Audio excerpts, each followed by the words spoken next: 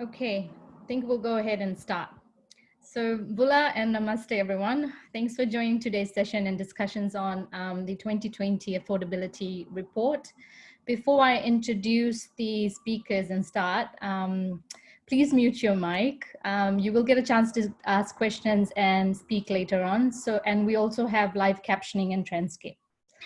I would just like to give you a quick overview of the work we do. The Alliance for Affordable Internet is the world's broadest technology sector alliance and leading advocate for affordable and meaningful broadband. And we believe in a multi-stakeholder approach, and we work with governments, public sector, private sector, civil societies, academia, and other key stakeholders to drive down the cost of broadband. And we do this through evidence-based research, advocacy, and policy and regulatory frameworks. So today, we will introduce the 2020 Affordability Report, which was published a few weeks ago. We have two very interesting speakers. Let me introduce you to my colleagues, Teddy Woodhouse, who is the A4AI Research Manager, and he is the main author of the report. And we have a special guest, Rajneesh Singh, who is no stranger to Asia Pacific, and Raj is the Vice President of the Asia Pacific region of Internet Society, and ISOC is also a partner of A4AI, and Raj is also featured in the report. So without any further ado, I will invite Teddy to do an overview of the report, the key findings and recommendations. Teddy, over to you. Perfect. Thanks, Anju, and good afternoon, good evening, everyone, depending on where you are in the world. What I'll do is I'll give a quick overview of some of the main findings from this year's report with a focus on some of the case studies from the Asia Pacific region and some of the interesting stories that we've kind of been able to collect and hope to tell over the course of the next year with this year's affordability report. So as many of you may know, if you've had a chance to get started and read through it or skim through it at least, this year's affordability report really asks the question of why should we plan for broadband, and really focuses on national broadband planning as a policy and regulatory tool to accelerate internet affordability in the long term, which seems to be a really interesting theme for this year's report. And there we go. So what I'll do is I'll kind of cover my presentation will break down into 4 sections, kind of what's the current situation, what needs to change, learning from evidence, so some of the evidence from this year's report, and then translating that evidence into action, and hopefully with some prompts there, we can kind of pivot into a nice open discussion as well. So why are we here? Why does this matter? Here were 3 statistics that have come out of this year, particularly in the context of the COVID-19 pandemic, which are, just to mention, that kind of 1.3 billion learners across the globe have been affected by school closures or university closures, and many of those learners have moved online, but the ability to participate and to continue to learn depends on the availability of internet access. And so in many ways, the digital divide became an educational divide this year, which was quite a unique and stark development for internet access globally. Another 150 million people were pushed into extreme poverty by the pandemic as an estimate of the World Bank. And so for those people, internet affordability, that second part around the cost of access, becomes increasingly more important because internet access can be an economic and social lifeline, but it can also, in terms of the price, feel a bit like a luxury. So it's negotiating those 2 things in the context of the evolving economy.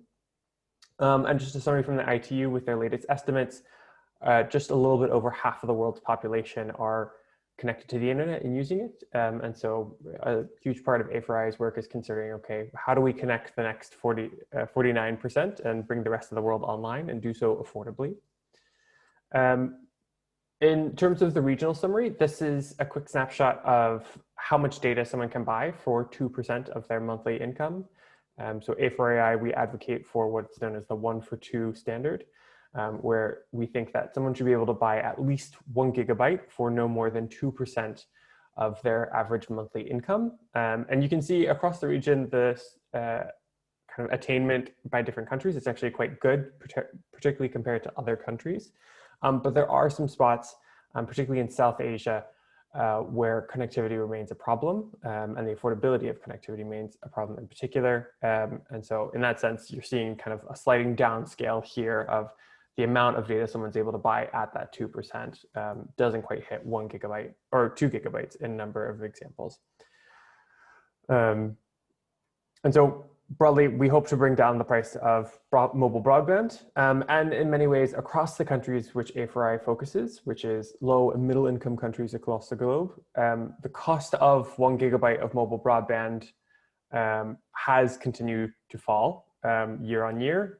This only looks at around 52 countries that have been what's part of the Affordability Drivers Index, which is the big quantitative tool that you might have seen in the middle of the report.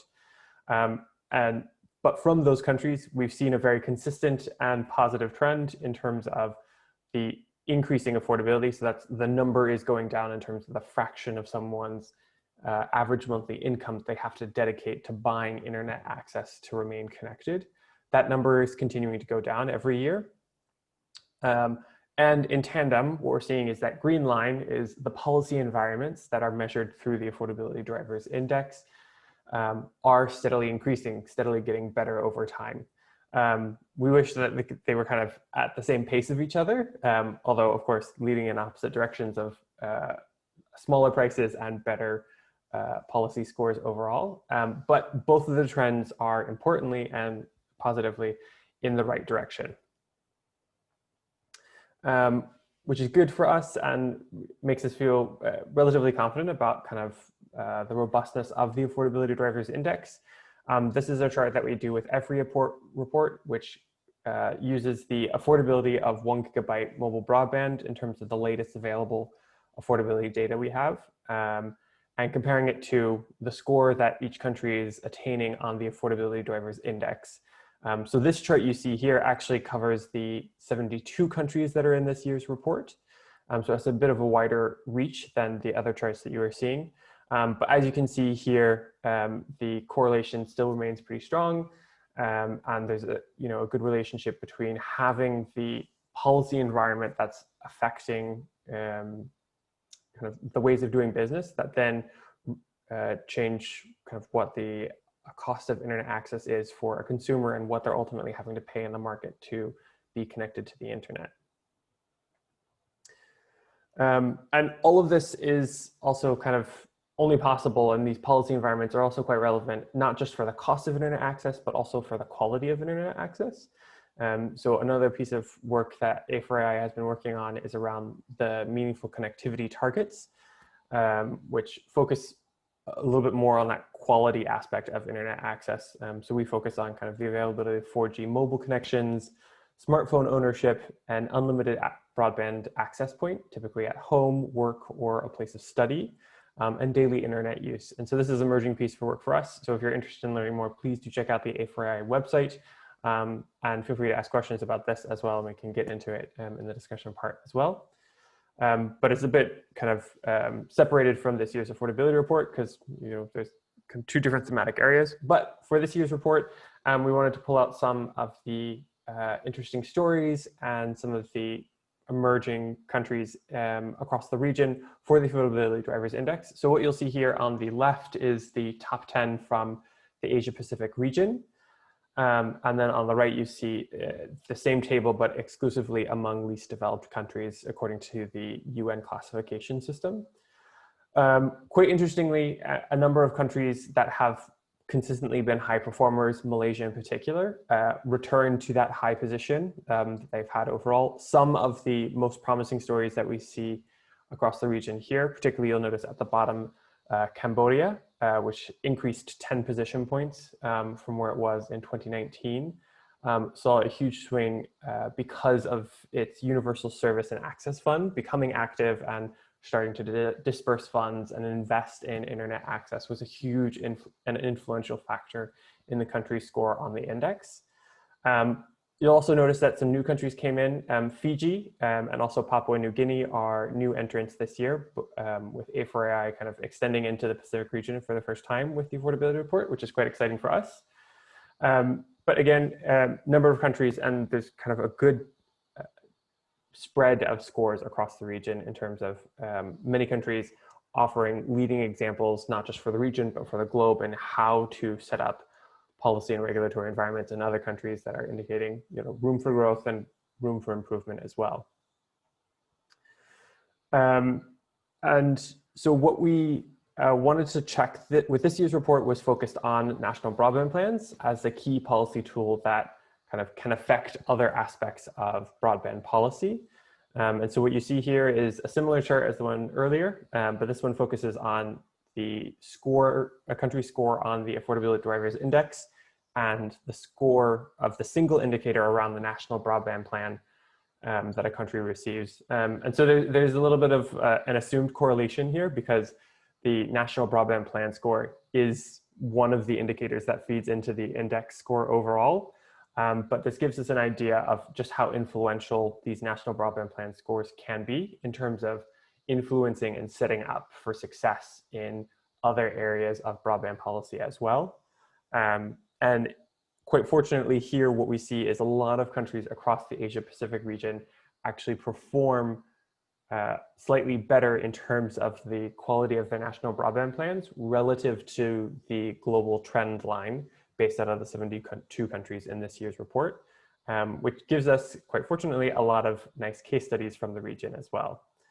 And from these case studies, we really wanted to focus on what were the ingredients that seem to make national broadband plans quite successful, because they do seem to be quite important overall in terms of the evidence base of making internet more affordable. And how do they do that? We really saw that through three aspects. They provide, they make public money and public spending smarter, typically by being more effective through being able to designate with clear detail what's going to be invested from the public sector and what's going to be left kind of open for the private sector to be a leading advocate and kind of leading investor as well in terms of network build out across the country. National broadband plans, talking about private sector, also provide a lot of market stability. They, in their best form, give these kind of 3 to 5, maybe even 7-year arcs of the development of the telecommunications market in a country. And that market stability really helps engender an environment where private companies are going to feel more confident and potentially be able to take kind of bigger capital risks and make bigger investments than they would in a different environment, or in a relatively similar environment, but has a different sense of stability because of an absence of a national broadband plan, for example. So that's another way that national broadband plans, even though that they're kind of public documents and kind of tools of the government and public policy, they can have an influence in the private sector. And also the third point that we found with national broadband plans, when they're successful, is they create a sense of accountability. This can be that relationship between public sector and private sector, but it also can be a point where civil society comes in and really keeps governments and potentially even private sector stakeholders to task in terms of continuing to attain progress over the course of a few years in reach of whatever targets are set in the context of a national broadband plan. And so from that, we came to 3 policy recommendations in terms of if you want to have all of these positives of smart spending, market stability, and accountability, here were kind of the 3 ingredients for success of what needs to be the 3 inputs into a national broadband plan. The first one is around having a diverse set of inputs, and in particular, making sure that there are open consultations that include public sector, private sector, and civil society actors. And each of these communities has an important thing to say, and none of these 3 communities are also monolithic. From the public sector, it's important to think that many of these issues are no longer just kind of technical issues on the side. They're influencing education, health, digital economies overall. And so in many ways, other ministries beyond just kind of an ICT ministry or communications ministry are interested in these policy issues. So it's good to include those stakeholders. From from private sector, you can have network operators, which I guess are the classical example of who to involve, but also internet service providers in terms of their greatest diversity, from community networks or fixed networks, but also others who might be influenced in terms of over-the-top services or other aspects of the digital economy as well.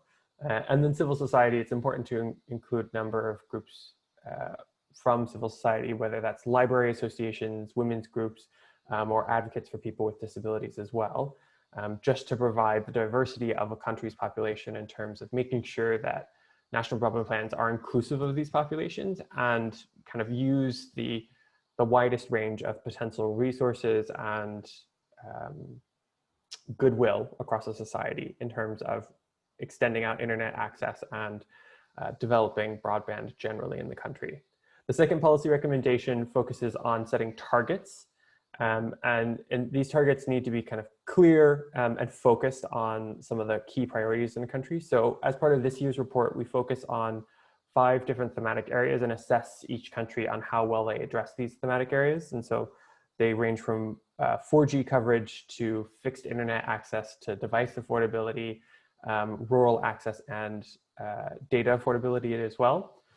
And in a lot of ways, targets they fit on a range in terms of how good they can be. There can be kind of a sense of aspiration of we want to have more 4G, for example, or greater rural coverage. But really, these targets become effective when they're clear, have a time limit, and clear system of measurement. So it's not just we want more rural access, it's in the next 3 years, we want to have 80% rural access in this country, as an theoretical example. That can even go further, and in a lot of kind of the world-leading cases we have from this year's report, it's that clarity of that target of 80% in the next 3 years, and then it says kind of the ministry responsible and commits funding to that. And that leads into the third point, which is the funding and kind of operationalization part of a good national broadband plan. Is national broadband plans shouldn't be seen as kind of the end point of a process, even though that they are the result of what should be kind of months of consultations and inclusive process for stakeholders.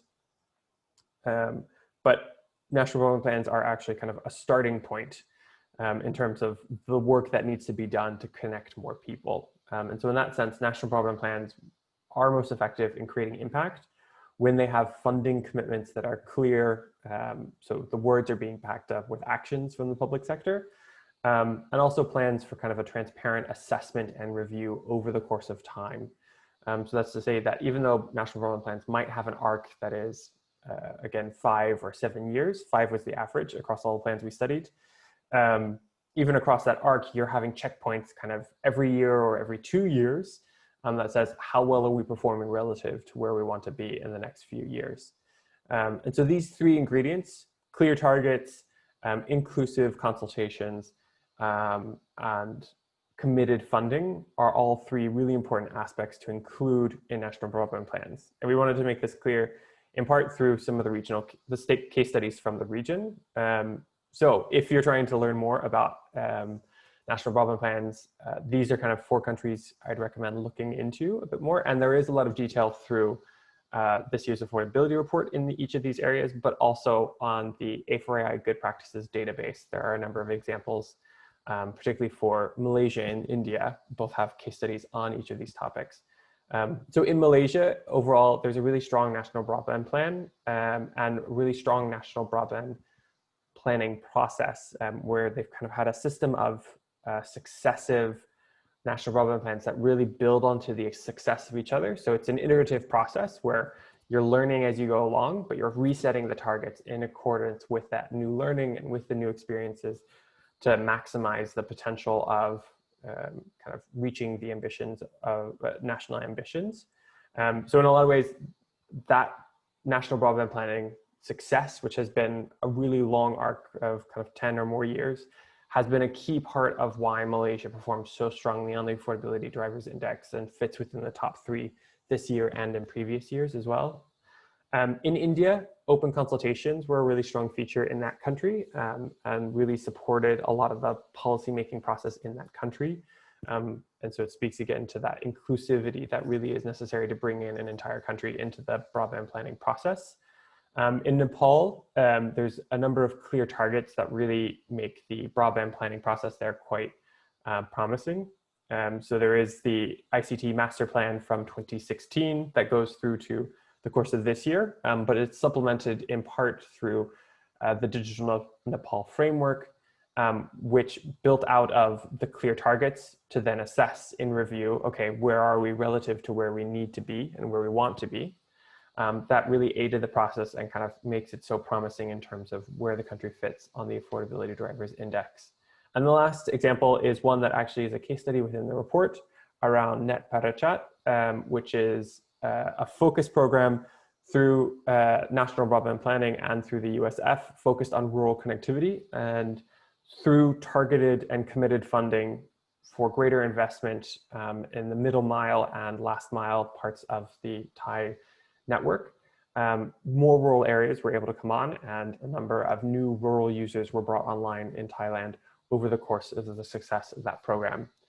So here are a few examples of kind of success across the region in terms of national broadband planning, and illustrative examples of why each of these 3 policy recommendations are so crucial in kind of setting the record for success in broadband planning.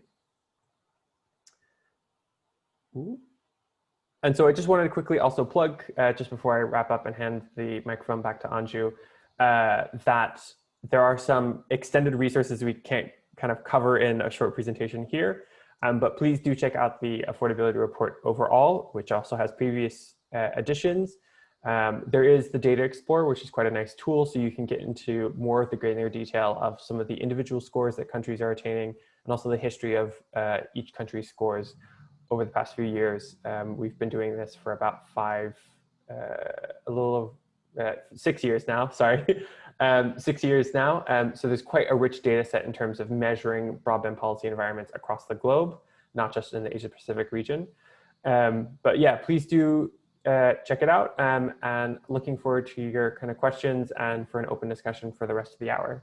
So thank you very much for listening, and Anju, over to you. Great, thank you so much, Teddy.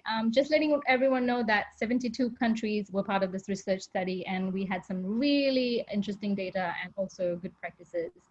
And I guess the whole point of this report is to engage with key stakeholders, you in particular, and also our policymakers, to find ways to drive down the cost of internet access, particularly through the national broadband plans. So I'm now going to turn to Raj. You've been featured in this report and have provided some thoughts on how to tackle high costs of internet access. And ISOC has been doing quite a lot of work in the Asia Pacific region. How relevant is this report to the Asia Pacific region, and what would be your initial thoughts and insights? Thanks, Anju. Thanks, Ted, for the presentation. And thanks to A4AI, of course, for inviting me to speak here today. Hopefully won't yak on for too long. Just a couple of thoughts I had. First, of course, the actual theme of the report I found quite interesting when I heard that A4AI was doing this, and particularly when it was all about national broadband plans. You know, we talk about, I'll just call it NBPs so that I can save a couple of seconds. You know, we've talked about NBPs for a long, long time. And it was, you know, quite timely that this report was done during, you know, this global pandemic that everyone's facing at the moment. Now, it's obvious that, you know, never has there been a need for an affordable and accessible internet ever before. You know, with the way the pandemic has impacted everything, it's been, you know, the internet itself has really been a lifeline in many ways.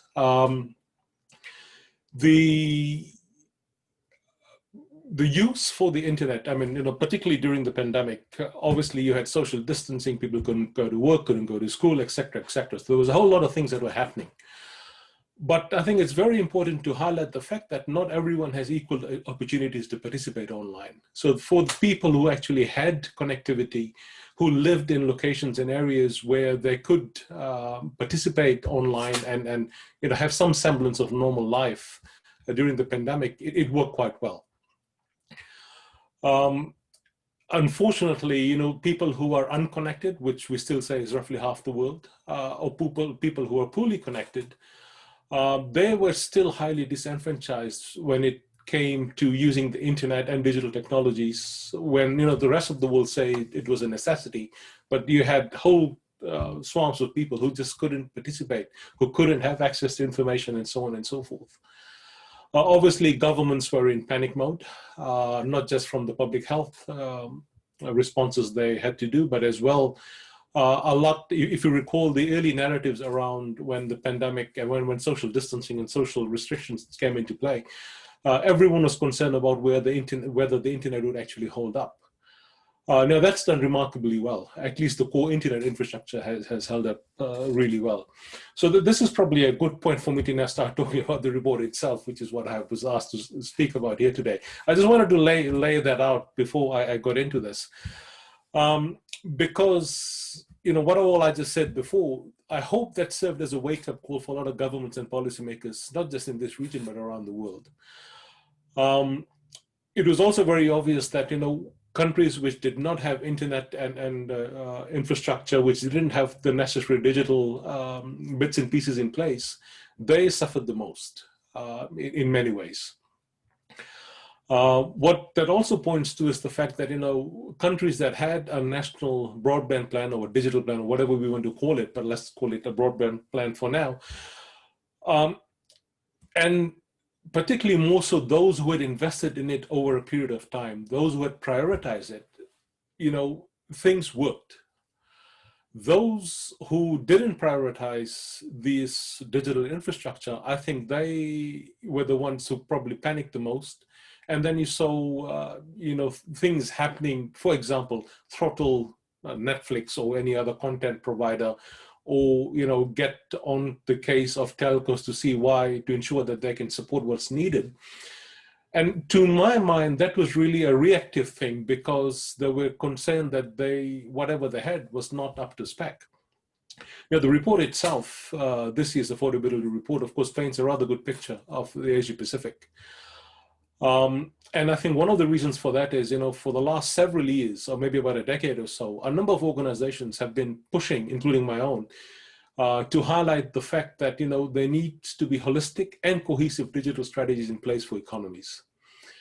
And, for some countries, as Teddy highlighted earlier, that's borne fruit because we have, in the report itself, there's a bit of text in it that says that the Asia Pacific is a broadband strategy leader. But that doesn't mean that our work is done. There's still a lot that needs to be done.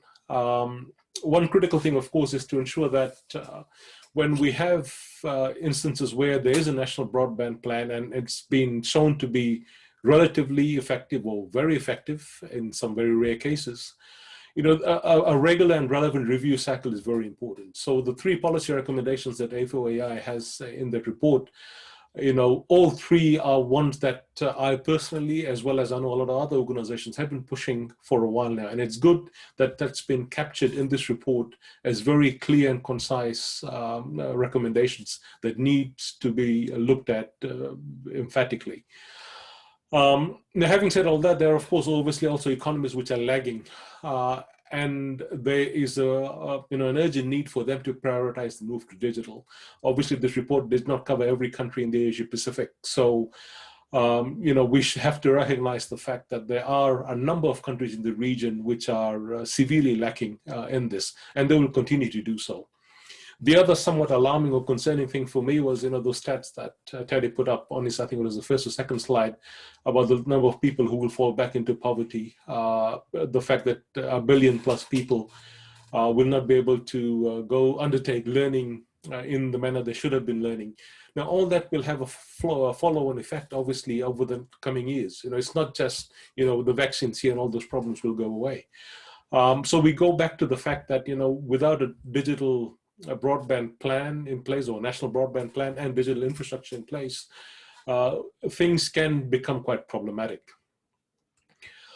Now, in terms of affordability itself, I think it remains a key issue, and particularly in rural areas. But we should also not forget that there are also urban areas and semi-urban areas which also face issues. And a lot of it has to do with the economic status of people. If someone can afford, a very high-speed fiber connection, they will. But for people who need these digital opportunities the most, Unfortunately, a lot of them are ones who can't actually afford the sort of costs that go with internet connectivity today. Now, access subscription cost obviously is one key factor, but that's not the only thing.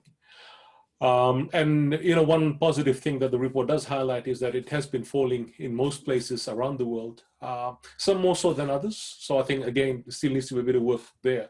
Bit of work needs to be done there.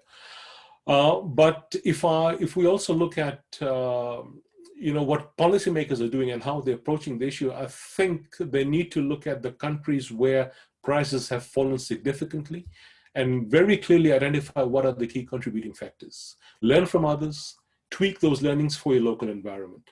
Obviously we can't boilerplate something, so what's worked in Malaysia, for instance, may not necessarily work in Tonga. But the fact is you can take some good, clear learnings and see how they will apply in the local context. One other thing that I think needs to be looked at as part of this whole affordability question, but as well as a key part of national broadband plans, is what do we do with backhaul and upstream transit arrangements? Because if we're able to reduce that, if we are able to bring in efficiencies in those, wholesale costs should reduce. And then one would hope that with a reduction in wholesale costs, that will be passed on to the consumer, therefore assisting the affordability angle. The third thing that I wanted to point out was device affordability. That remains a big sticking point, I think. We can afford access, you can give discounts. In some cases, telcos in the region have provided free access to certain demographics and so on during this pandemic. As well, there are other initiatives they have, but the fact still remains, without a device, without a functional device, it's very hard to participate online. And that is one of the missing components I think most national broadband plans have. There's a lot of emphasis on connectivity, on core infrastructure, on upstream transit infrastructure, on getting sectors involved, et cetera, et cetera. But the issue of device affordability doesn't really come up that often. And even if you look at the Affordability Report and what that contains, if I remember correctly, I think there was just a couple of countries which really prioritize device affordability. There's this nice little chart in the online report that you can go to, which maps out how they're doing. I think it's got 5 points that it covers. So I'd recommend you to have a look at that, because that really paints a better picture of who is prioritizing what to what extent. And then the last one probably I should mention is digital literacy. Some may say it's not directly connected to affordability, but I think it is part of the affordability puzzle. Because if people don't know, the question is, what do people do when they have access? And I've often said that there's access and then there's meaningful access, where people are able to actually leverage the opportunities that access provides. Once one is able to leverage those digital opportunities, then only can we bring about empowerment and improvements to social economic conditions. Now, I think I've gone on for quite a while, so I'm going to wrap this up. And I'm hoping we can get into a discussion. But before I finish, there's one thing I just want to bring up.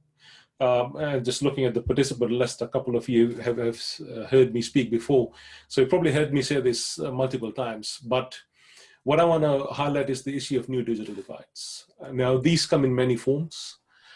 In the old context, it was about the have and have-nots, as we used to say. But that's gone. The things have moved along. Okay, and these new digital divides that I'm seeing now are more about does the person have access to certain apps and services in one country and not have access in another country? For me, there is a digital divide, because that will affect what you can do and what you can't do, what your peer in another country can do and can't do. Related to that is being able to access certain content because your infrastructure can support it. Very few countries in this region will be able to have live 4K streaming, for instance, because the infrastructure just isn't there to support that sort of speeds. Does your connection provide you with the 50 megabit download, or can it only manage 1 megabit? And not just downloads, but what can you upload at? Because you just don't want to be a content consumer, but you also need to be a content creator, right? That's the other thing we said, that you can't, if we want to bring equitable access and improve connectivity and access and the digital experience for everyone, uploads are as important as downloads in many instances, right? Then the last bit I just want to mention is this thing about data caps. Now, I know there's the 1 for 2 thing that AI says, but in today's day and age, 1 gig, I don't know whether someone's trying to speak or what's happening here, but I'll just continue going. When you speak about data caps, that is also a limiting factor on what you can do with the connection you have.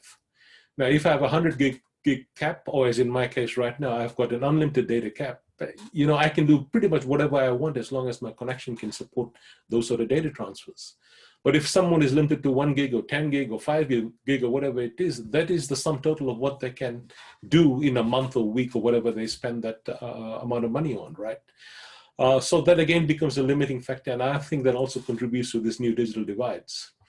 The other thing that really annoys me, of course, in a manner of speaking, is the fact that that 1 gigabyte cap that one would have, just doing your OS updates, be it Android or iOS or whatever you use, you've probably blown that already just on that. Good luck with trying to use the internet for anything else more useful than that. So I think we need to, take a hard look at seeing how, because security is as important. We need the patches to happen. We need the updates to happen. So I think a bit more attention needs to be played. Maybe here's something the telcos and internet service providers can pitch in. And maybe what they can say is, have that hosted on a local server within their network, and those data downloads to update your systems don't count against your cap. A very simple thing that could be done. All right, so I'm going to stop there, and let's see if there's some questions, comments, and